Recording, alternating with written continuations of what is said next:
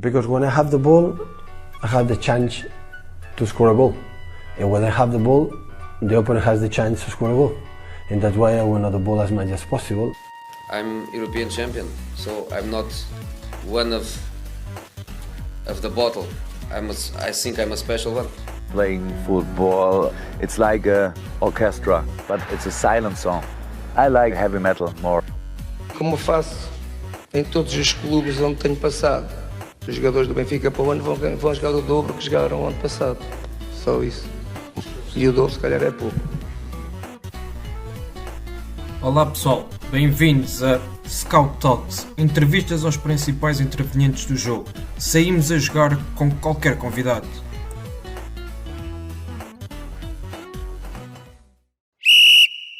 Olá Pedro, bem-vindo ao Scout Talks. É um gosto enorme tê-lo connosco aqui em mais um episódio do podcast da Pro Scout e bem-vindo a este nosso episódio. Olá Francisco, muito obrigado a vocês pelo convite. É um gosto estar convosco e obviamente através de vós partilhar aquilo que são as nossas ideias e a nossa paixão pelo futebol. Exatamente, e é precisamente aí que vamos começar, para perceber como é que tudo começou, a sua paixão pelo futebol e essencialmente pela área do treino. Quando é que descobriu que era treinador, aquela que é a sua vocação? Bem, eu acho que descobri mais quando foi na altura da minha licenciatura. Eu tirei a minha licenciatura em 93, 98 em Vila Real de Trás-os-Montes, na metade, e penso que foi quando comecei a perceber em particular aquilo que foi a modalidade de futebol, ou a disciplina do futebol, mas também penso que mais em concreto quando foi a disciplina de metodologia do treino. Aí fiquei muito mais apaixonado por conhecer a dinâmica do treino, os princípios do treino, as dinâmicas entre cargas e recuperação, pelo menos da forma como nos era passada essa disciplina nesse momento. Tive duas pessoas que foram importantes, obviamente, também para isso.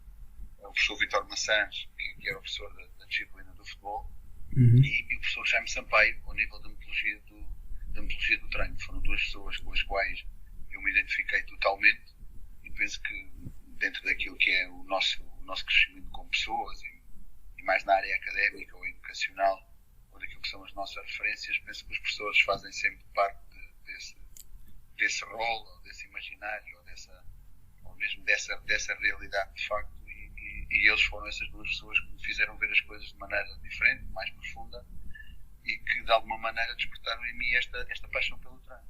Muito bem. E depois termina a licenciatura e regressa à Beja para começar a sua aventura como treinador, certo? É verdade. Tive também essa sorte, essa fortuna das coisas coincidirem no período temporal quando terminei a minha licenciatura, em 98.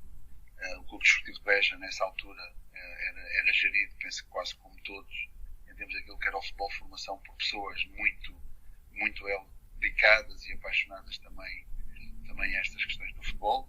É verdade que era chamado como o grupo dos paizinhos, porque muitos dos seus filhos jogavam lá, mas o que é certo é que em termos de organização, em termos da forma como o futebol de formação do Desportivo de Beja era gerido, era de facto muito interessante e conseguiu ter para mim aquilo que é o mais importante de tudo para podermos desenvolver um grande trabalho, que era um excelente grupo de jogadores. O futebol, desde sempre aprendi que é um jogo de jogadores e tive a felicidade nessa minha primeira experiência no pós ensino universitário, onde tinha obviamente aquele conhecimento recente, fresco, para poder aplicá-lo, e lembro-me perfeitamente de um outro professor que foi importante também em Vila Real para mim na minha carreira académica, que foi o professor Seródio, que me teve a oportunidade de convidar para ser seu assistente na disciplina de desenvolvimento regional de desporto, e que dizia que a licenciatura não é mais do que uma licença para estudar, e eu vinha com essa licença, com aquele conhecimento de poder aplicar, ou com a vontade de aplicar esse conhecimento na prática, e essas pessoas em Beja deram-me essa oportunidade junto com um grupo fantástico de jogadores que nos permitiram caminhar juntos e deram um primeiro passo que foi muito importante, que foi sólido, que foi bem sucedido e que permitiu depois continuar ainda com mais vontade de querer fazer as coisas de uma melhor maneira, digamos assim. Exatamente. Entretanto, chega aos Séniores do Vasco da Gama de Vidigueira e vai para o Sporting trabalhar como analista, a analisar as equipas adversárias. Foi neste momento que se deu a mudança na sua vida e é a partir daí que se começa a dedicar a 100% ao futebol? É nesta altura quando vai para o Sporting? Não, a minha vida foi feita sempre de uma maneira paralela, tendo muitas outras atividades. Obviamente, para poder chegar àquilo que foi tomar uma decisão de se dedicar única e exclusivamente ao futebol, não pôde passar apenas e só por mim. Teve que passar, obviamente, por uma visão conjunta com a minha família, em particular com a minha mulher, porque eu gosto de ver as coisas sempre em conjunto. E quando nós constituímos família, penso que todos nós devemos olhar as coisas nesse sentido. E tive desde sempre um grande apoio daquilo que foi a minha mulher em todas as decisões, fosse ao nível da formação, fosse ao nível de investimento para essa mesma formação. Porque foi uma coisa que tive que fazer sempre, desde os inícios, e depois também optar entre aquilo que seria, e o momento em que tive de fazer isso que me está a perguntar agora, entre deixar aquilo que era o meu lugar na Universidade de Évora e optar única e exclusivamente, sem saber como seria, em termos de duração, poderia durar 2 meses, 3 meses, 4, 5 ou 7, como durou, quando foi o momento em que passei a acompanhar o José Peseiro para o projeto do Al Hilal na Arábia Saudita, e depois já não tinha regresso atrás em termos daquilo que era a possibilidade do eventual regresso à Universidade de Évora e voltar a ser professor na licenciatura em desporto. Por isso foi posteriormente a isso, ou seja, quando eu cheguei estava no Vasco da Gama, foi quando concluí o mestrado, daí que surgiu esse convite para poder trabalhar no Sporting, analisando os adversários. Não o fazia sozinho, fazia ao serviço, obviamente, e foi obviamente com toda a conivência e escolha daquilo que foi o professor Pedro Miló, mas num primeiro momento, e depois a aceitação do Fernando Santos num segundo momento, e dizia eu que fazia junto com o professor Júlio Garganta. O professor Júlio Garganta já tinha trabalhado com o Fernando Santos no Porto, fazia essa observação de Coimbra para cima, em termos de uma divisão geográfica do nosso país, e eu tive a encargo as observações até Leiria, e também, naquela altura, penso que era só o Marítimo e Nacional, na Ilha da Madeira. Foi assim que começou a minha ligação com o Sporting, e podemos dizer mais, obviamente, de forma mais marcada com o futebol profissional. Mas não totalmente dedicado ao futebol nesse momento. Exatamente. E chega ao Sporting para trabalhar com o Mr. Fernando Santos. Qual é que é a relação que tem com ele e o que é que aprendeu nessa altura com o atual selecionador nacional? Bem, eu acho que é muito fácil trabalhar com o Fernando Santos, apesar de que muita gente possa ter uma ideia errada.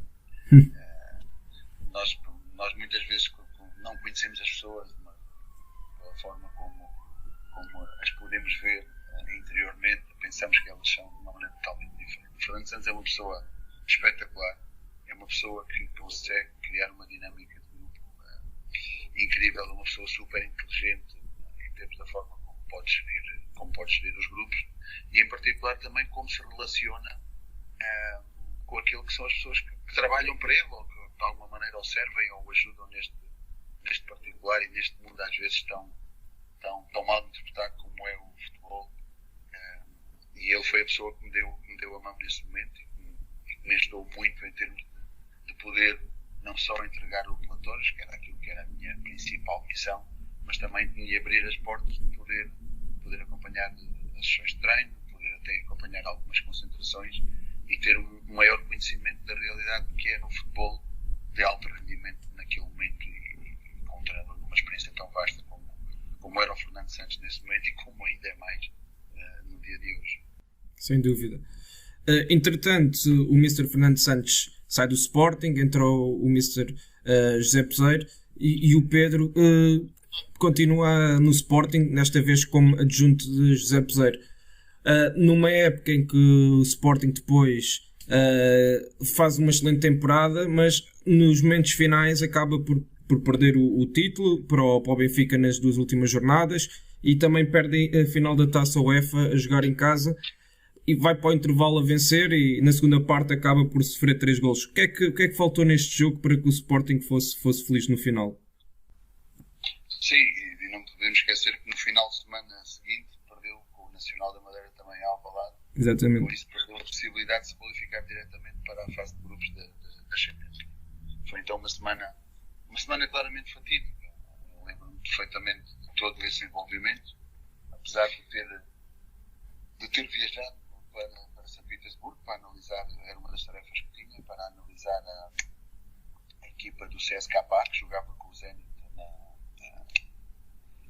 na quinta-feira, na semana anterior a que nós chegámos a essa final. Cheguei praticamente ao Jogo da Luz direto dessa viagem.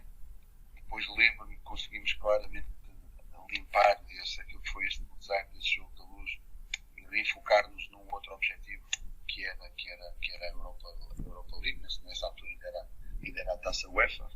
O Sporting jogava em casa, e penso que também uma questão importante das equipas estarem envolvidas em diferentes frentes, obviamente pensando em querer ganhar todas, mas quando alguma delas já não está no horizonte, seja por que razão seja por estar eliminado, seja por não conseguir já matematicamente atingir esse objetivo, passar rapidamente a enfocar-te noutro objetivo. E penso que foi isso que foi conseguido desse sábado para a quarta-feira, foi jogada a final em Alvalade, e onde a equipa começou e entrou muito bem no jogo, mas na segunda parte das coisas, por questões do futebol e pela dinâmica como quisemos continuar a abordar o jogo nesse momento, as coisas não resultaram da melhor maneira. Eu lembro-me que, por exemplo, a seguir àquilo que foi o 2-1, o momento em que o Sporting estava a perder por 2-1, o Marius Nicolai tem uma bola que leva a bola a bater nos dois postos e cruzar nesse momento toda a linha de gol, e no momento seguinte, numa transição, o CSKA faz o 3-1 e praticamente mata o jogo. Foram circunstâncias penosas em termos daquilo que muitas vezes é a realidade do futebol, que acontece de uma maneira nua e crua, e que de alguma forma puderam expor algumas das nossas fragilidades, mas também de uma maneira cruel por alguns momentos a falta daquilo que foi a nossa eficácia nesta descrição que acabei de fazer. Sem dúvida. E em termos anímicos, como é que se faz o turn-off destas situações e volta a elevar a moral de uma equipa que, depois de fazer uma grande época, acaba por falhar nos momentos decisivos? Eu falei precisamente do terceiro momento, que era o momento daquilo que era uma possível qualificação direta para a Champions League, porque ainda existia esse terceiro objetivo. Se no primeiro jogo, em termos daquilo que foi o Benfica, era uma relação direta no sábado, obviamente na quarta-feira seria uma final, por assim dizer, ou seja, dependeríamos única e exclusivamente de nós. Ia ser muito mais fácil termos essa capacidade de nos automotivarmos e de nos orientarmos e focarmos para aquilo que é o objetivo. Passar 3 dias na final da UEFA foi a mesma coisa, mas no sábado seguinte a equipa já não dependia única e exclusivamente da obtenção da vitória. Dependia daquilo que era um resultado de um terceiro. Penso que foi um jogo de futebol do Porto Académica, que acho que curiosamente terminou empatado. Exatamente. Se não tivéssemos ganho, obviamente tínhamos qualificado diretamente para a fase de grupos da Champions e não o fizemos. Por isso, penso que aí sim foi onde já se sentiu um acumular da frustração da equipa, e obviamente nesses momentos concretos e nesses momentos decisivos da temporada não ter conseguido atingir os objetivos. Repare também que quando nós estamos, e obviamente há sempre uma gratidão total que tem que ter com o Peseiro, obviamente desta oportunidade que me deu e depois me continua a dar, do que foi a temporada de 2004 até 2010.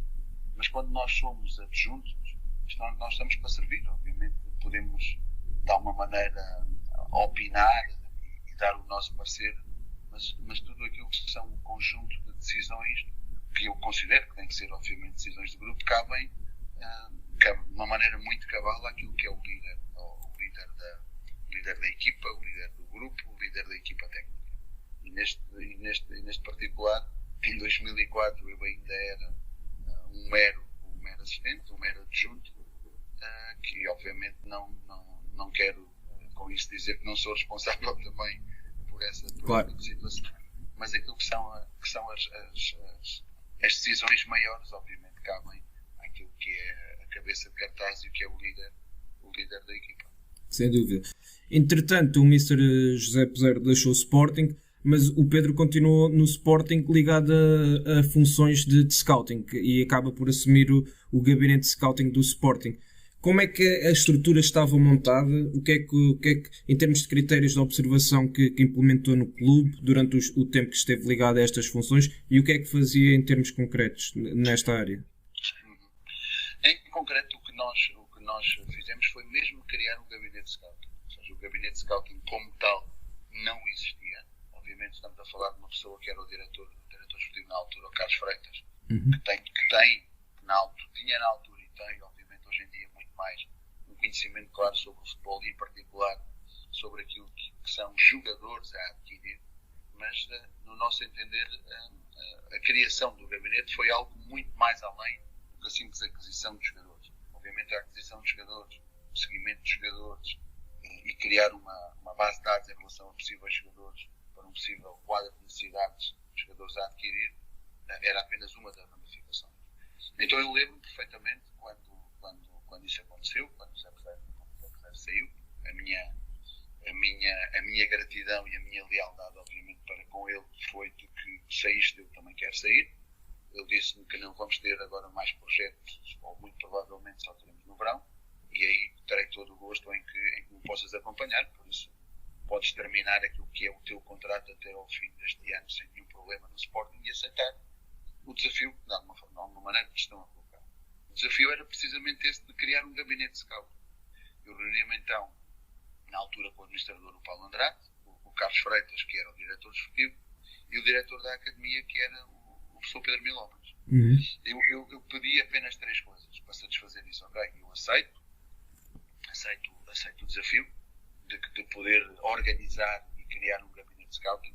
Há pouco perguntou-me como é que estava o clube organizado a esse nível, e a esse nível, obviamente, pelo menos com a dimensão que eu vou tentar passar a descrever, não existia nada. Eu lembro-me que, por exemplo, no ano 2004, 2005, eu para ter os jogos gravados, para poder analisar a nossa equipa e as equipas adversárias, para ter um suporte em vídeo para analisarmos nós mesmos ou para fazermos apresentações aos jogadores, eu tinha que ter um amigo em Beja que trabalhava nos audiovisuais da Escola Superior de Educação para me passar os DVDs, por isso não havia rigorosamente nada. Então o que eu solicitei foram 3 pedidos, de alguma maneira. O primeiro era porque eu tinha, obviamente, a ideia de ser treinador, queria treinar uma equipa da formação do Sporting, coisa que não me foi obviamente facilitada, porque obviamente as equipas já estavam todas completas nessa altura e entendi perfeitamente. O segundo foi que me permitissem fazer o curso de nível 3 UEFA na Escócia, ou seja, eu já tinha essa ideia de concorrer e que me permitissem que eu pudesse fazer, porque em alguns momentos ia ter que ausentar-me da academia. E o terceiro foi de poder continuar a fazer visitas regulares a clubes do estrangeiro que tinham ou treinadores, ou que tinham estruturas, ou que tinham academias que eu tinha curiosidade em conhecer e que podia encetar alguns contactos para fazer essas mesmas visitas. Então chegámos a este acordo e basicamente o que é que constava a organização do gabinete. Primeiro, equipa principal e as equipas da formação naquilo que seria a segunda fase das competições a nível nacional. A primeira equipa seria fornecer uma análise da própria equipa, nos jogos da própria equipa em casa e fora, mas muito mais em casa. A equipa realizava os jogos em casa, porque aí eu podia estar diretamente presente. Foi também, obviamente, organizar tudo em termos estruturais, os recursos humanos necessários. Eu lembro, por exemplo, que o Pedro Marques, que agora trabalhou no City, trabalhou nessa altura no Sport e agora faz parte da estrutura do Benfica. Exatamente. Trabalhou lá connosco. O Tiago Maia, a mesma coisa. Criou-se também uma base de dados em termos daquilo que seriam os jogadores. E, obviamente, então, para a primeira equipa, como eu estava a dizer, eram relatórios de análise de equipa e de análise dos adversários. Tudo isso era entregue no primeiro dia da semana, após cada uma dos jogos ou das competições, ao Paulo Bento e à sua equipa técnica. Depois criámos também com o saudoso Vitorino Bastos, que infelizmente já não está entre nós, era a pessoa responsável por fazer um acompanhamento dos jogadores emprestados. Ou seja, o Sporting desde sempre teve os jogadores emprestados, e eu entendi naquela altura, entendemos depois em conjunto lá no gabinete também, que um jogador emprestado, ou seja, não era só dar-lhe o espaço para poder ir a um clube onde tivesse mais tempo de jogo, mas que também nós tivéssemos a capacidade de o seguir por duas vias, ou seja, do clube que o recebe nos passasse relatórios periódicos, que nós iríamos ter e tínhamos um modelo para poder receber esses mesmos relatórios e com que periodicidade teríamos que o receber, mas também tivéssemos uma pessoa que pudesse fazer visitas a esses mesmos clubes, a esses mesmos jogadores, e que de alguma maneira esses jogadores se pudessem sentir acompanhados e seguidos pela instituição mãe, digamos assim, que obviamente os tinha emprestado naquele período. Então, para a primeira equipa, esta era o tipo de trabalho que fazia. Para a segunda, para a formação, era relativo todo este mesmo trabalho, mas para aquilo que era a segunda fase do Campeonato Nacional, onde obviamente já se entravam em momentos de maior decisão para aquilo que era a definição do campeão nacional. Deixe-me dizer que, por exemplo, o Pedro Malta, que na altura era meu aluno em Évora, foi um dos alunos que tive a oportunidade de convidar para fazer parte deste projeto, e em particular no seguimento de uma das equipas da formação, já não me recordo bem se era sub-14, sub-17 ou sub-19, da equipa e dos adversários, e curiosamente, hoje em dia, já há algum tempo esta parte, desde o Santos Laguna, desde 2014, salvo erro, que já trabalha connosco, integrado na equipa técnica, e com esta tarefa de fazer a análise dos adversários entre equipas.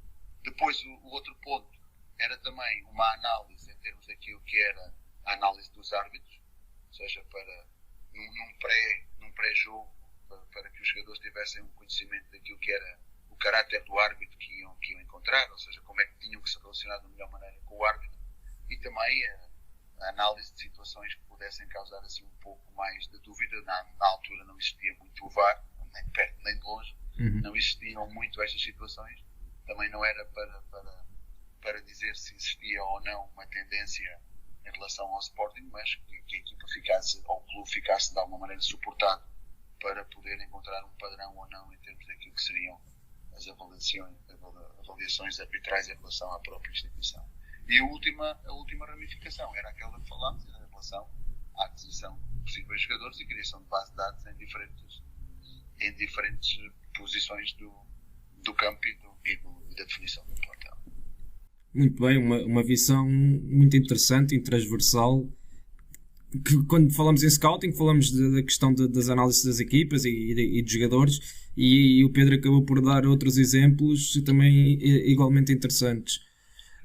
Entretanto, o Pedro segue a sua carreira, depois vai acompanhar José Peseiro para a Arábia, para a Grécia, para a Roménia, e regressa à Arábia Saudita para ser treinador adjunto da seleção. Qual é que foi a maior diferença que encontrou aquilo que era feito num trabalho diário num clube para aquilo que foi feito num trabalho de seleção?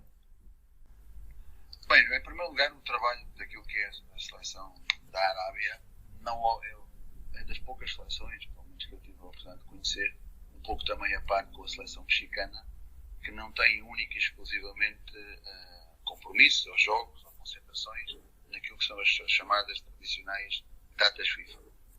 Em particular, não no México, mas em particular na Arábia, o que fazem é organizar a própria competição em função das necessidades que se entendem num determinado momento para a seleção. Ou seja, se a seleção, por exemplo, tem um novo processo, ou um novo treinador, portanto, que vai iniciar um processo, convém que a equipa tenha um pouco mais de tempo para que possam ser reorganizadas as ideias em termos daquilo que vai ser colocado em prática, e com isso, obviamente, a seleção sai beneficiada. Então, a Federação, naquela altura, estou a falar, obviamente, em 2009, 2010, foi o período de tempo que eu lá estive, poderíamos fazer isso. Então, é verdade também que há muito mais tempo. O principal trabalho daquilo que são as seleções são as concentrações. Nós tínhamos muitas observações, apesar de que os jogadores, a maior parte dos jogadores, eu diria 99,9%, todos jogavam no terreno Território Saudita e no Campeonato Saudita. Apenas o Seinab Belgani jogava no Chatel Chamax na Suíça e eu tive a oportunidade de viajar à Suíça, da Arábia para a Suíça, para vê-lo jogar um par de vezes e obviamente segui-lo porque era um jogador também que estava dentro daquilo que era o nosso leque de opções. Depois de tudo isto, tínhamos um conjunto de relatórios e aí penso que o Zé Pesaro fez um trabalho muito interessante e em conjunto toda a equipa técnica acabou por fazer um trabalho muito interessante e profundo que também procurou ser transversal. Primeiro foi a caracterização dos modelos de jogo de cada uma das equipas que jogavam na Primeira Liga Saudita, para identificarmos obviamente pontos comuns em relação àquilo que eram os jogadores que trazíamos, não só às posições que eles jogavam e que nos podiam dar para a nossa ideia de jogo, mas também numa complementaridade em termos de um transfer muito mais próximo e positivo entre aquilo que ele jogava na equipa e aquilo de bom que ele tinha na equipa e obviamente pudesse trazer para o contexto de seleção. Então fizemos esta análise transversal em relação a todos os momentos do jogo, na caracterização obviamente global de cada uma das equipas. Depois procurámos também traçar o perfil do jogador saudita. Ou seja, qual é o perfil claro em termos daquilo que é o jogador saudita, no fundo, de uma forma muito resumida, ao nível dos 4 fatores de rendimento. Em termos técnico-táticos, em termos físicos e em termos psicológicos ou emocionais. Depois também o quadro de incidência de lesões. Eles normalmente tinham muitas lesões, uma incidência muito grande de lesões a nível do joelho e que se veio a comprovar que tinha a ver claramente com aquilo que era a forma de como eles passavam grande parte do tempo sentados com hiperextensão do joelho e isso levava a uma maior laxidão daquilo que era o ligamento e daí adivinham mais lesões em termos de incidência no joelho. Isso era uma questão que eu ia perguntar. Eu curiosamente li uma entrevista sua a explicar isso, que eles ficavam muito tempo dobrados no deserto a tomarem chá e que tinham essas lesões. Mas como é que vocês chegaram a essa conclusão? Como é que identificaram essa situação a título de curiosidade? Tinha a ver com uma questão cultural e obviamente essa situação não teve a ver só com conhecimento da nossa parte. Teve que ter um conhecimento médico por trás, um conhecimento estrutural e lembro-me que nessa altura não havia preocupação, ou pelo menos a preocupação que nós temos hoje em dia, em termos daquilo que é um trabalho de prevenção. Um trabalho de prevenção e um trabalho em termos de identificação das dificuldades individuais que cada indivíduo tem, seja ele futebolista, seja ele praticando qualquer modalidade ou nós, como seres humanos normais que não praticamos nenhuma modalidade àquele nível de rendimento. Então é importante identificar quais são os desequilíbrios que existem para se poder fazer uma prevenção. Quando estes desequilíbrios existem e são ainda mais pronunciados, precisamente porque por esta adoção destas posições que levam ainda mais a poder, de alguma maneira, expor a uma possível lesão jogadores que passam e têm estas características, então ainda é mais preocupante em termos daquilo que deve ser uma prevenção feita nesse sentido para prevenir uma possível lesão tão grave como é a dos ligamentos do cruzado anterior, que é obviamente a mais complexa e com mais tempo de recuperação no futebol, não é? Sim. Então foi por aí que mais ou menos conseguimos conjugar as coisas, identificá-las, mas como lhe digo, naquela altura ainda não existia tanto a preocupação de um trabalho de prevenção. Existia sim esse trabalho de identificar o porquê, de identificar qual era a maior incidência das lesões, mas não a este nível de fazer também aí um plano transversal em termos de identificarmos, agora vamos prevenir desta e da outra maneira. Muito bem. E o último foi em termos daquilo que eram os quadros competitivos. Os quadros competitivos em termos não só da própria liga, mas também em particular daquilo que seriam os escalões de formação. A título individual, como também tinha tempo, apesar de que estávamos na federação das 9 às 6, ou seja, era praticamente, tínhamos um horário de trabalho muito fixo, por assim dizer, quase de função pública, e não abdicávamos dele, ou seja, tínhamos esse gosto por estar lá a trabalhar, mas dizia-lhe eu que a título individual o que fiz foi tentar analisar em simultâneo modelos superiores de aprendimento. Nessa altura lembro-me de baixar os jogos daquilo que eram as Champions League, quartos de final até à final, e analisar também eu, para mim mesmo, cada uma das equipas em termos dos seus modelos de jogo para, obviamente, continuar a analisar o jogo dentro daquilo que são modelos superiores de rendimento. Muito bem. E acaba por ter efeito prático, porque depois deixa a equipa técnica de José Peseiro e começa a carreira a título pessoal, e aquilo que foi bebendo a título individual com essas observações acaba por colocar em prática, acredito eu, quando tem a oportunidade de treinar o União de Leiria na primeira divisão. Sentiu-se preparado nesse momento, depois de toda a experiência que teve, que era a altura certa para assumir um desafio desta dimensão e começar logo a carreira na primeira divisão? Sim, sem dúvida. Ou seja, eu, para lhe ser sincero, quando tomei a decisão de sair da Arábia, até porque saí e a equipa técnica ainda continuou, penso que por mais um ano, mais coisa, menos coisa. Eu saí no verão de 2010 e penso que eles ficaram pelo menos até ao verão de 2011. Eu tomei a decisão de vir sem saber qual seria a minha oportunidade, ou seja, sem ter nenhum problema de começar de onde saí, em Beja, ao nível de uma terceira divisão, ao nível de um campeonato nacional, ao nível de uma segunda liga, mas curiosamente quis o destino e a oportunidade que fosse na primeira liga. As coisas correram de uma maneira, eu diria, diferente daquilo que é um padrão normal, porque não é muito usual eu ter saído em junho, ter tido a sorte, a felicidade de um colega não ter tido a mesma felicidade no início da época ter saído, como foi o Lito Vidigal, do presidente João Bartomeu ter ligado ao José Mourinho, do José Mourinho lhe ter sugerido o meu nome, de eu estar na praia no domingo à tarde, de receber um telefonema do Rui Faria, receber em seguida depois o telefonema do João Bartomeu e na segunda-feira estar-me a apresentar com a equipa para começar a trabalhar.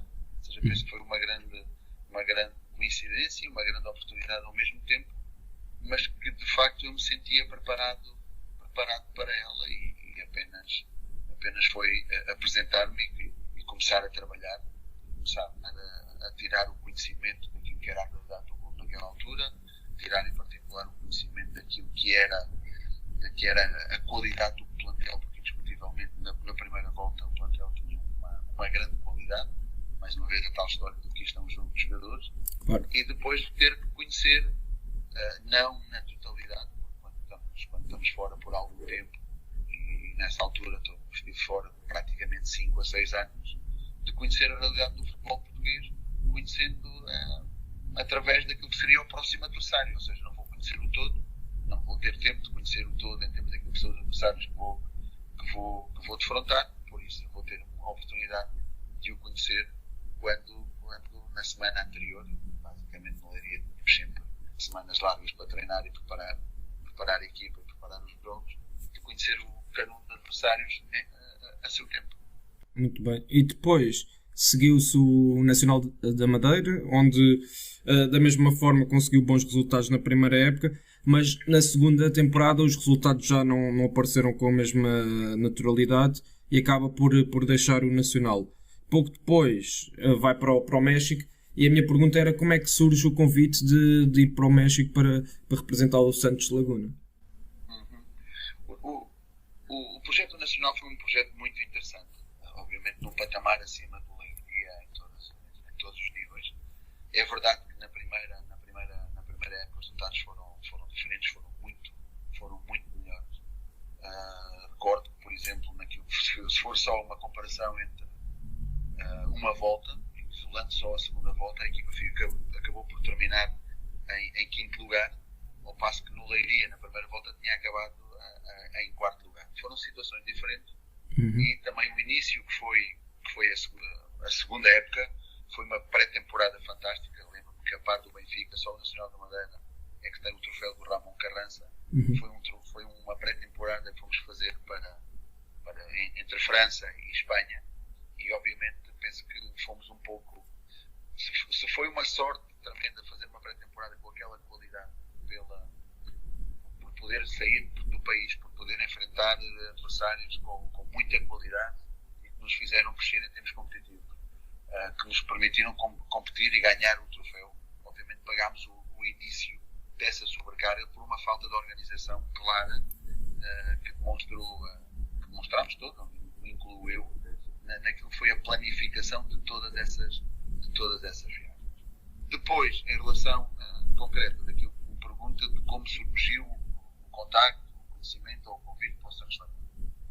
Eu há pouco referi-me que no momento do Sporting pedi para fazer o terceiro nível na Escócia. Eu na altura concluí o terceiro nível e tive a oportunidade depois de entrar também para o quarto nível. E no quarto nível, quando trabalhei na Escócia, entre o terceiro e o quarto, eu tive contactos com pessoas do Celtic, em particular o diretor desportivo, na altura era o John Park, e que me convidou a mim, juntamente com a Helena Costa e com um colega meu de Beja, que é o Orlando Moraes, que fizemos na altura os três ao nível 3 lá na Escócia, para organizarmos de alguma maneira um conjunto de relatórios para poder enviar para o John, para os possíveis jogadores do Celtic, jogos que passassem em Portugal ou eventualmente também em Espanha. Como eu estava a trabalhar, não tive a oportunidade de fazer quase nenhuma observação. Lembro-me de ter feito apenas uma, e esse jogador foi para o Celtic, o internacional sul-coreano, o An, que foi um grande jogador do Celtic e depois acabou por ir para a Premier League.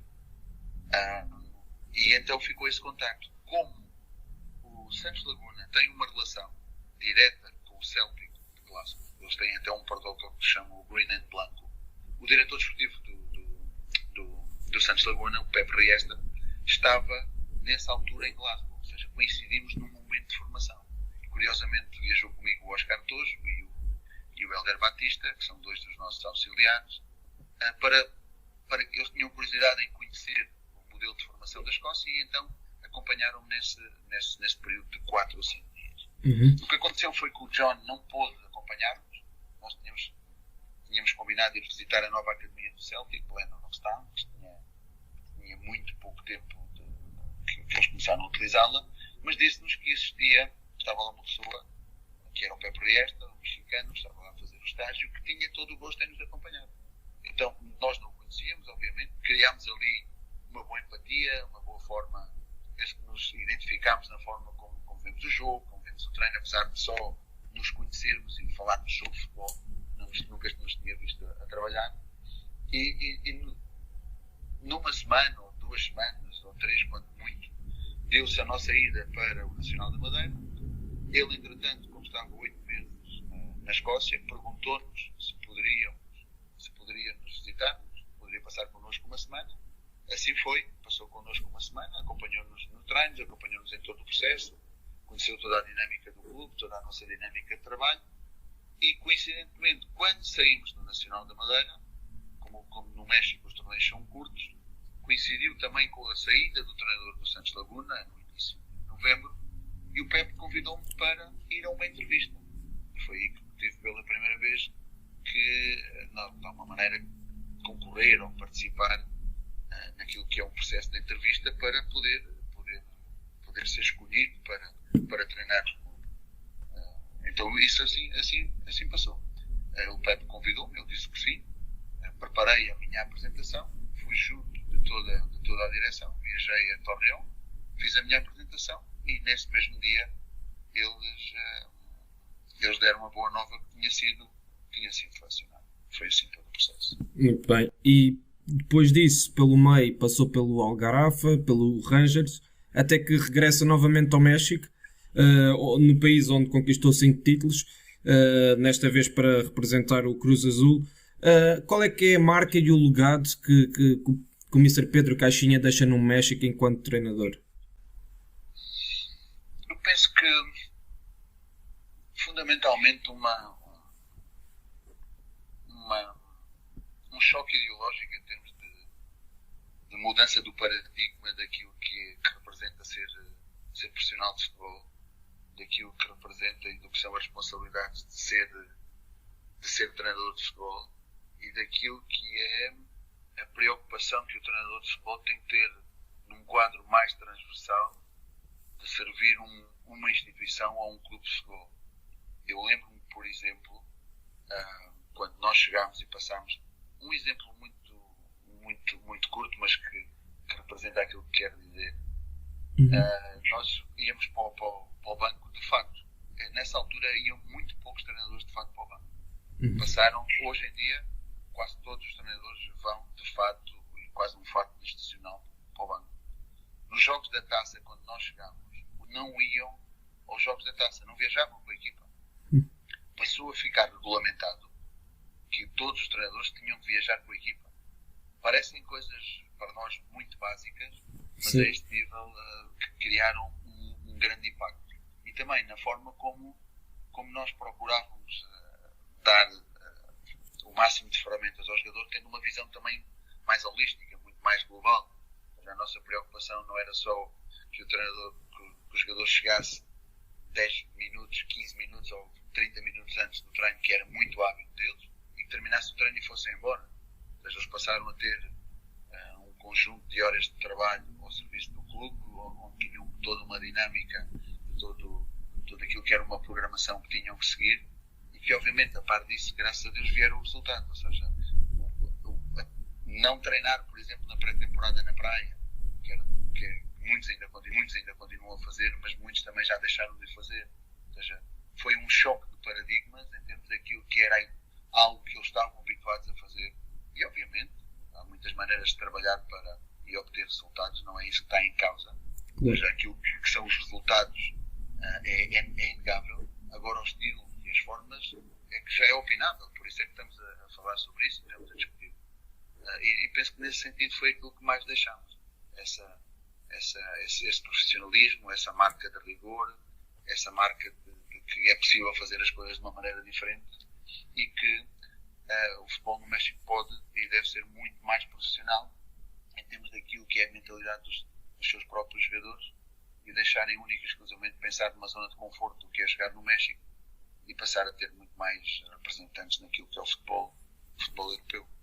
Muito bem. Isso leva-me à pergunta seguinte, que era como é que caracteriza o futebol mexicano, mas já acabou por explicar, e o próprio jogador mexicano, mas mais do ponto de vista técnico-tático, como é que acha que como é que caracteriza os jogadores mexicanos, e nos últimos anos temos visto vários jogadores mexicanos a atuar em Portugal e a darem o salto para a Europa. Como é que isto tem acontecido? Qual é que tem sido o fator determinante para que este crescimento de fluxo de jogadores mexicanos para a Europa se tenha verificado nos últimos anos? Sim, é verdade que o fluxo tem aumentado, mas infelizmente não tem aumentado em termos daquilo que é chegarem às principais ligas e chegarem aos principais clubes das principais ligas. Eu penso que esse é o passo seguinte. Mas como é normal dizer-se, um passo de cada vez. E o primeiro passo é este. O primeiro passo tem a ver com a mudança do paradigma. Eu lembro-me de falar com alguns jogadores estrangeiros, em particular, por exemplo, o Osvaldo Sanches, que foi uma referência do futebol mexicano a nível de clubes e muito mais a nível de seleção também. E perguntei-lhe: Osvaldo, tu nunca tiveste a oportunidade de trabalhar, por exemplo, na Europa, nunca tiveste nenhum convite? Tive uma vez para a Espanha, mas aquilo que recebia, ou aquilo que ia receber, praticamente não se justificava. E isto levava a que os jogadores mexicanos tivessem nessa altura, vou falar se calhar há 15 anos atrás, 10 anos atrás, ou um pouco mais, vivessem numa zona de conforto onde recebiam bem, recebiam cada 15 dias e que obviamente não tinham que estar sujeitos a mudança de hábitos culturais, a mudança de hábitos climáticos, a mudança de hábitos de trabalho, a mudança de ser mais profissionais, porque não precisavam de sair de casa para ir atrás desse, eu não diria sonho, mas atrás dessa necessidade. Claro. Ou seja, não foi uma necessidade do jogador mexicano. Por outro lado, eles têm muita qualidade. Têm muita qualidade em termos daquilo que é a dinâmica que têm, a qualidade que têm no seu jogo individual, a destreza física que têm pela velocidade, pela explosividade, pela vontade de encarar novos desafios e procurar por eles mesmos soluções dentro do próprio jogo. E por outro, aquilo que eu assumo como a maior debilidade do futebol mexicano tem a ver com a falta de formação ao nível do ensino do próprio jogo. Ou seja, se por um lado eles têm uma capacidade individual muito grande, aquilo que é o ensino do próprio jogo, para mim, é aquilo que lhes falha. Apesar de que, por exemplo, estamos a falar de um futebol a nível de seleções que vai crescer muito agora com o Tata Martino, com a seleção principal, eu não tenho dúvidas sobre isso. O México tem também uma nova geração, constantemente tem grandes gerações de futebolistas, mas penso que o Tata Martino está a construir de alguma maneira uma identidade e unidade, que é uma coisa muito importante também para somar não só à identidade. Mas estava eu a dizer que é importante não nos esquecermos que eles foram campeões olímpicos em Londres, por exemplo, foram bicampeões do mundo de sub-17, já ganharam torneios de Toulon, etc. Mas essa falta do ensino do jogo, para que em momentos críticos do mesmo eles consigam apelar a esse mesmo conhecimento e colocar em prática e tomar as melhores decisões para solucionar aquilo que são os problemas momentâneos, é a maior dificuldade. A parte daquilo que é a questão cultural, de viver entre um estado de euforia e um estado de pressão, faltando esse equilíbrio, que penso eu que seria a chave desse conhecimento do jogo, para que pudessem ter muito mais calma na abordagem do mesmo. E por fim, tem a ver com a forma não compacta como a grande maioria dos treinadores que têm passado no futebol mexicano, pelo menos que eu tive a capacidade, a possibilidade e a oportunidade de enfrentar e conhecer, que não veem o jogo, então, dizia eu, de uma forma compacta, ou seja, há uma divisão clara entre estes 3 ou 4 são aqueles que ficam para atacar, vocês nem sequer precisam de baixar para defender, e estes aqui são aqueles que têm que fazer todo o sacrifício. Não há uma visão tão coletiva do jogo, de todos atacam, todos defendem, e um equilíbrio, por exemplo, nos momentos de transição. Essa, para mim, é a realidade do futebol mexicano, mas é uma realidade fantástica, obviamente, ao qual eu tenho que estar muito grato, ao qual eu praticamente tudo devo, e que gostava de continuar, como no período em que lá tive, de continuar a ajudar para que continuassem a crescer como potência futebolística que o são e que podem ainda ser muito mais. Muito bem. E passando agora da visão do futebol mexicano para a visão do modelo de jogo de Pedro Caixinha, como é que define o seu modelo de jogo em termos de objetivos comportamentais nos 4 momentos e como é que trabalha diariamente as suas equipas para atingir esses objetivos? Bem, eu, em termos daquilo que tem sido a minha visão do jogo, eu procuro, obviamente, adquirir conhecimento, por um lado, que eu penso que é importante nós estarmos sempre a procurar o conhecimento, mas por outro, mais importante que isso é gerarmos o nosso próprio conhecimento. É óbvio que existem grandes influências em nós, portugueses. Eu diria que, em primeiro lugar, sem dúvida nenhuma, aquilo foi a minha maior influência ao nível do futebol e de pensar o futebol, pensar a metodologia do jogo de futebol, foi através daquilo que foi o professor Carlos Queiroz. Depois, num segundo momento, a influência que teve o Mourinho, penso eu, em grande parte daquilo que é a minha geração e a que se seguiu. E posteriormente, em termos de um maior conhecimento sobre aquilo que é a priorização tática.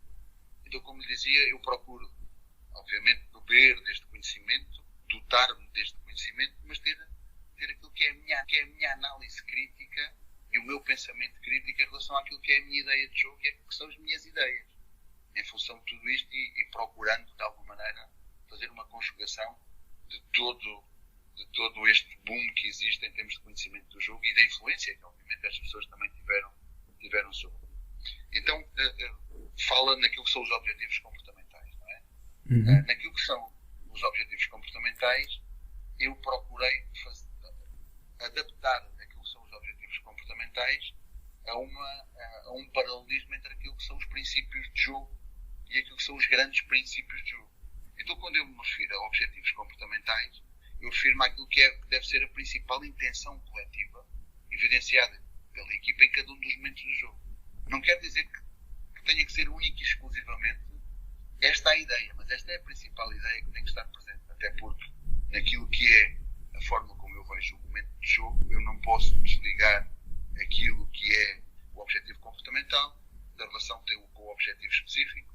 O objetivo específico eu identifico como aquilo que é o estado de organização da equipa em cada um dos passos de fase que compõem cada um dos momentos do jogo.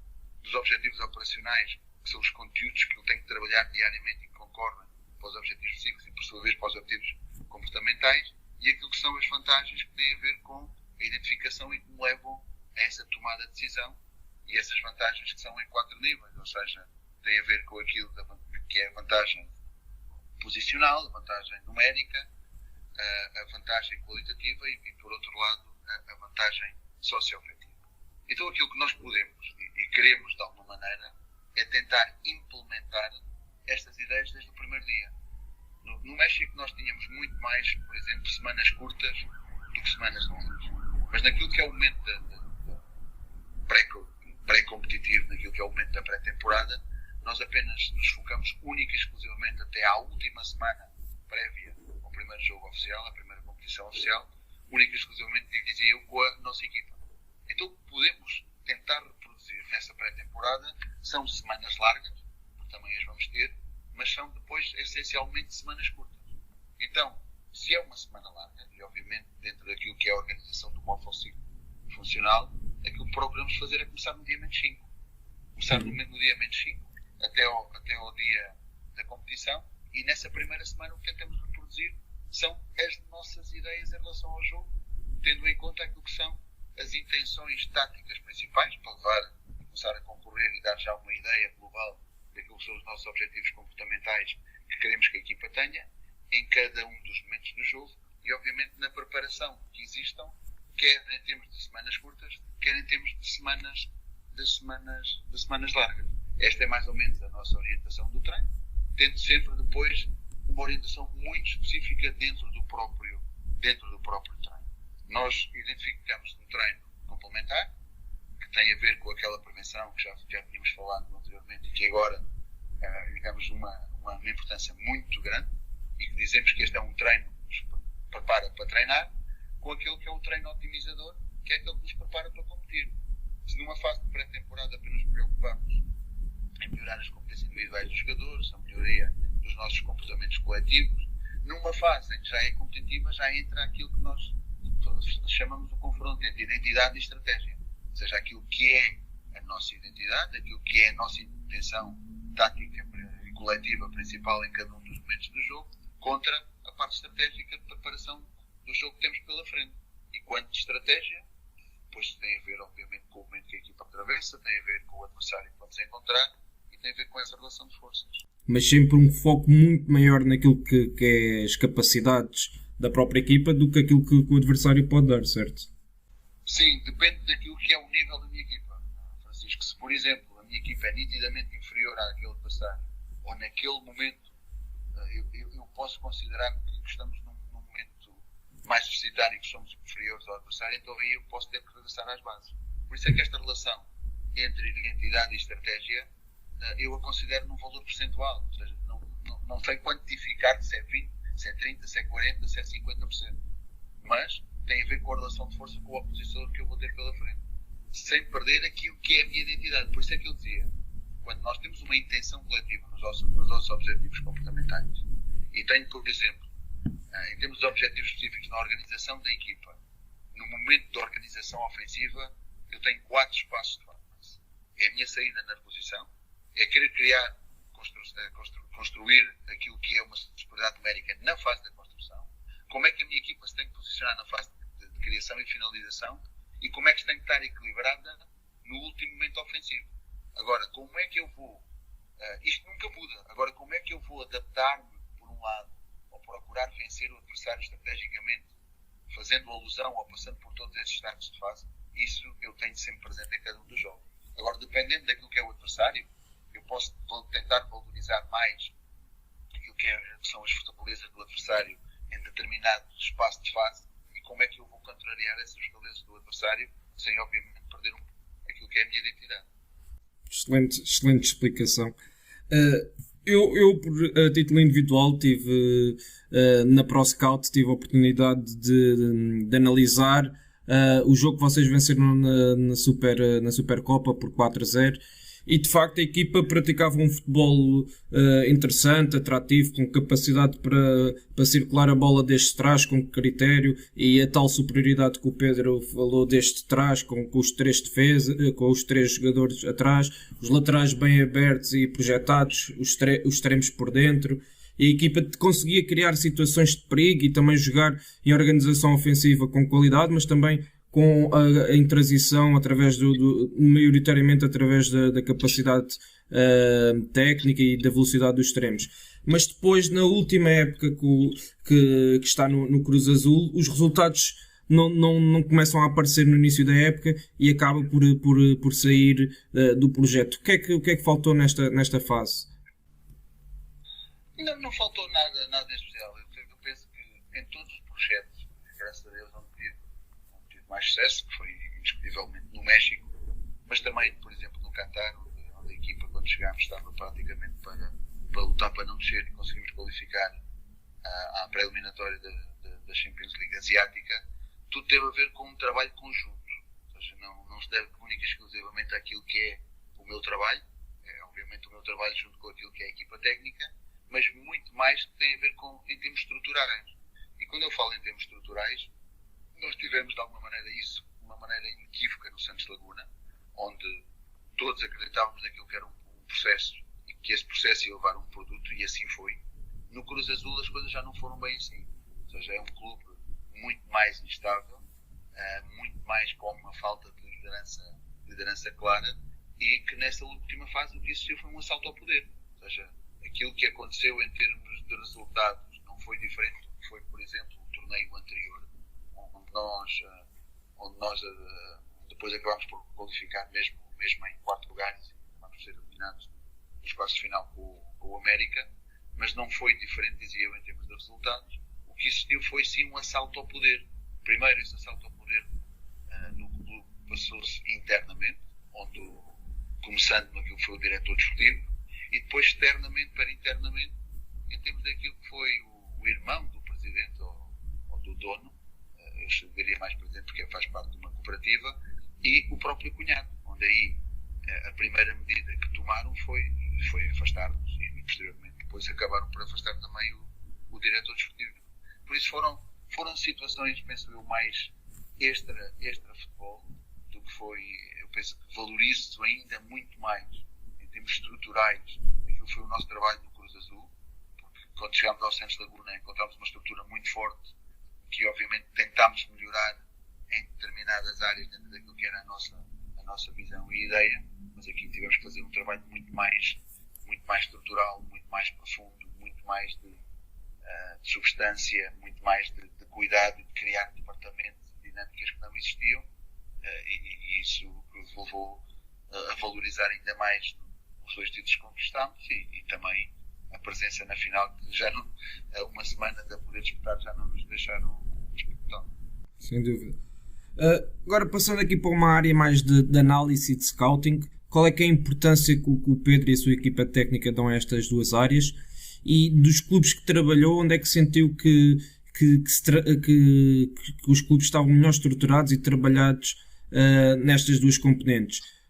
Por exemplo, no Rangers, pela ligação que existe ao futebol inglês, temos a ideia que os departamentos de scouting são departamentos estruturados, mas a verdade é que quando o Pedro chega acaba por levar muitos jogadores de mercados que domina melhor, inclusive do português.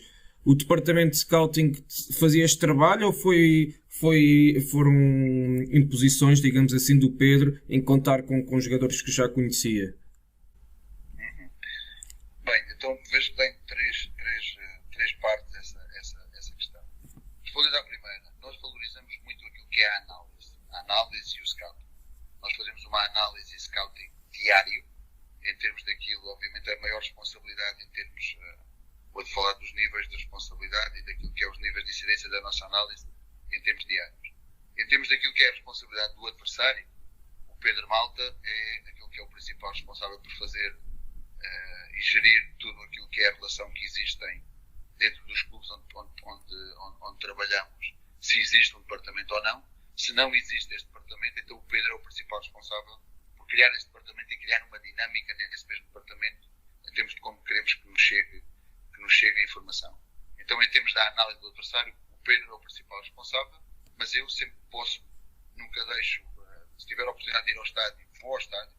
Se não tiver a oportunidade de ir ao estádio, entre mínimo 1 e depois pode ir a 2, 3, 4 jogos que possa ver também eu do próprio adversário para podermos naquilo que é o primeiro dia da semana, ter uma primeira reunião, onde o Pedro apresenta para toda a equipa técnica aquilo que é a análise que tem feito do adversário, e onde aí nós, aqueles que analisamos também o adversário, o Hélder em particular, faz a análise das bolas paradas, das nossas e do adversário, e que é parte da sua responsabilidade, e eu mesmo podemos interferir e dizer, olha, vem mais este ponto ou mais aquele ponto, e a apresentação toma esta direção. Mas o Pedro é o principal responsável. Em termos de análise, temos mais. Tem a ver com o treino e tem a ver com o próprio jogador. Depois com a própria equipa, onde aí sou eu que faço a análise da própria equipa e, obviamente, a apresentação posterior também dessa mesma análise. O Pedro e o Hélder são os que fazem o adversário em relação ao Pedro à parte dinâmica do jogo, o Hélder em relação à bola parada. Em termos do treino, todos fazemos essa análise. O Hélder, o Oscar faz mais, obviamente, em termos metodológicos, em termos do controle do treino. O Polívio mais em termos de prevenção e também com uma análise mais biomecânica, por exemplo, poder ver se existem alguns contactos que levem à lesão, ir à gente daquilo que foi o movimento que possa ter originado essa lesão. E então o Pedro, o Hélder, o Oscar e normalmente o outro adjunto institucional, neste caso era o Joaquim que trabalhava connosco, trabalham com ciclos de 5 jogadores cada um, onde identificam aquilo que são algumas dificuldades que os jogadores possam ter. Identificadas estas dificuldades, há uma primeira fase de convencimento do jogador que ele tem essas dificuldades. Se o jogador está de facto convencido, trabalham-se no campo essas dificuldades, porque não queremos passar para o campo e começar a trabalhá-las. Se ele não está convencido, tem que as melhorar. E depois uma terceira parte, pelo menos a fechar esta parte do ciclo, onde se mostram as melhorias que o jogador teve relativamente àquela dinâmica em particular. Então esta é a análise normalmente que temos diária. Quais foram os clubes que encontrei mais estruturados? Claramente o Santos Laguna. O Santos Laguna tinha, eles não chamam o scouting, chamam-lhe a área de inteligência desportiva. Foi muito fácil o Pedro e eu mesmo trabalharmos com essa dinâmica que eles já tinham instalada. Tem muitos scouts que nos serviam em termos daquilo que era o trabalho que eles tinham que fazer para nos servir em termos dessa mesma informação. A única coisa que tivemos que fazer foi dar-lhes formação específica e uniformizar os relatórios. Uniformizar os relatórios que nos chegavam, obviamente, a nós, para depois preparar a informação e passar aos jogadores. Mas como o Santos Laguna tinha um sistema muito interessante, onde cada jogador tinha um computador no seu espaço de balneário, ou seja, era quase como se fosse o seu gabinete de trabalho, nós poderíamos também partilhar com eles todo esse tipo de informação que era sugerida. Para além daquilo que era uma reunião semanal em termos do processo de avaliação, onde o scout que analisava a nossa equipa e seguia a nossa equipa durante toda a semana, seja larga ou curta, prévia a uma competição, ia depois apresentar para o board, para toda a direção, aquilo que tinha sido a análise do jogo, dentro também de uma estrutura de análise de jogo que nós tínhamos definido. Depois disso, entrava um outro scout, já preparando e apresentando o próximo jogo, fazendo uma pré-apresentação daquilo que seria o próximo adversário. Como nós trabalhámos cerca de aproximadamente 2 anos no Cruz Azul, desde o primeiro momento que chegámos e que chegou este novo diretor desportivo, o Pedro, em particular o Pedro, apresentou toda esta estrutura e dinâmica para criar um gabinete de scouting também no Cruz Azul, porque entendemos que é algo muito importante naquilo que deve ter uma estrutura de um clube com aquela dimensão, mas até hoje ainda estamos à espera da resposta que naquele momento foi sim, vamos fazer isto, mas até hoje ainda estou à espera que o senhor telefone para poder implementar tudo isso. No Rangers, incrivelmente chegámos, obviamente tínhamos lá uma pessoa que espetacular que trabalhava nessa área do scouting, que fazia mais a análise dos adversários, tinha também já alguns jogadores analisados, mas dentro daquilo que era o quadro da anterior equipa técnica, mas como clube e como tal não tinha. Só por isso é que nós, quando chegámos, não estava na altura o Mark Allen, depois juntou-se a nós na segunda temporada, como no papel de diretor desportivo, juntos, mas muito pelo aquilo que foi a mão dele em termos da organização dessa área propriamente dita. Mas nós também participámos muito, eu e o próprio Pedrito, na organização, dinâmica e estruturação desse gabinete de scouting. O Mark Allen foi diretor da Academia do Manchester City durante 9 anos, chegou e depois deu um pouco de identidade que faltava nessa área, mas o clube até então não tinha nada nesse sentido, e como disse o Joaquim e o Francisco muito bem, ou seja, nós tínhamos que nos escorrer daquilo que eram os jogadores que mais conhecíamos, e os que mais conhecíamos estavam no mercado português ou no mercado mexicano. Muito bem, uma visão muito interessante. O Pedro neste momento não se encontra a treinar. Como é que se tem preparado para os próximos desafios que possam surgir? Tenho tido alguns contactos, tenho tido algum networking, tenho sido convidado para dar algumas formações, e tenho junto daquilo, tudo isto sempre junto, obviamente, da equipa técnica. Temos algumas reuniões normalmente periódicas, gostamos de lançar alguns temas, se fizéssemos mais isto, se criássemos, por exemplo, o nosso currículo de uma forma dinâmica, se criássemos um vídeo sobre aquilo que são as nossas ideias de jogo e a nossa metodologia do treino de uma maneira muito mais específica, para, por exemplo, quando levamos às entrevistas, melhorar o processo de entrevista, o processo do nosso portafólio e também aquilo que é a forma como apresentamos o processo no decorrer da mesma. E agora o que temos estado a fazer é mais esta operacionalização da nossa ideia de jogo em relação a este novo paradigma de como identificamos os momentos de jogo, a definição entre os dinâmicos e estáticos, o que é que são os objetivos transversais, o que é que são os objetivos comportamentais, os objetivos específicos, os objetivos operacionais e as vantagens, e passar de alguma maneira a definir tudo isto dentro daquilo que foi o nosso último projeto, que foi o Cruz Azul, onde tudo isto já estava claro e identificado, mas encontrar as principais imagens que expressassem este quadro mais conceptual para que fosse muito mais facilmente entendível na prática, e que para nós também pudéssemos consubstanciar e fazer um upgrade àquilo que é a nossa ideia de jogo e, obviamente, à metodologia do treino que poderá suportar esta forma de jogar. Já disse que não teve contactos de clubes portugueses para regressar ao campeonato português, e que o projeto que ambiciona e expectativas de futuro passam pelo estrangeiro.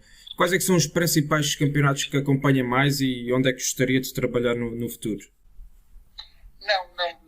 Não tenho esse panorama totalmente definido. Quando digo, obviamente, passa no estrangeiro, tem a ver com questões de ter conquistado mais o mercado lá fora, obviamente, em particular naquilo que é o México, e também quando surgiram algumas possibilidades no nosso futebol, nós nunca fomos contactados. É basicamente por isso que eu estou a dizer que a grande possibilidade que temos de continuar pode passar por continuarmos no estrangeiro. Mas obviamente eu nunca vou fechar portas àquilo que é a possibilidade de regressar ao meu país, obviamente sempre dependendo daquilo que é o projeto e da natureza do mesmo, que considero muito mais importante ser neste momento um projeto esportivo onde nos possibilita ter as ferramentas e a estrutura necessária para podermos implementar aquilo que são as nossas ideias, que no fundo já temos quase uma hora e 10 a falar sobre elas. Sem dúvida. E estamos mesmo a terminar, o tempo passa a correr e estaremos aqui muito mais tempo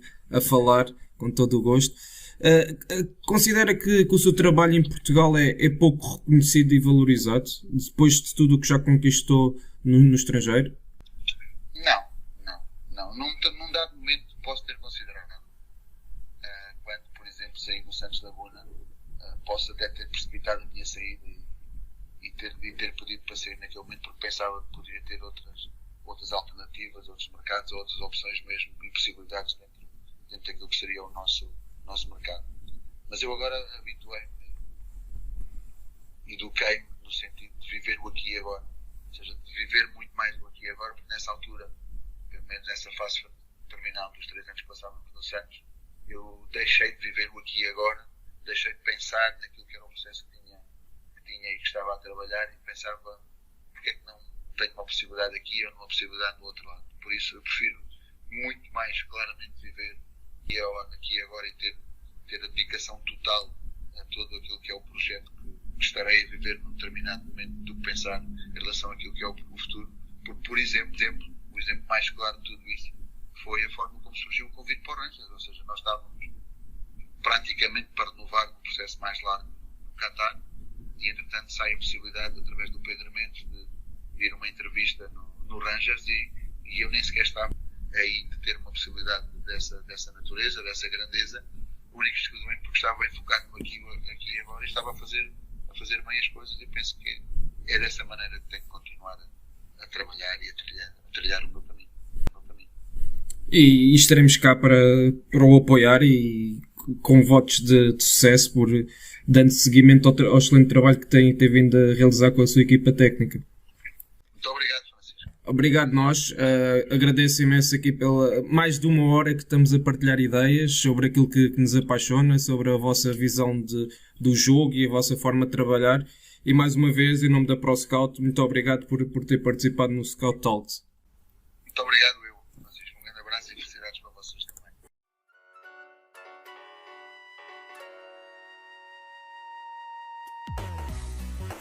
Obrigado por nos terem seguido em mais um episódio.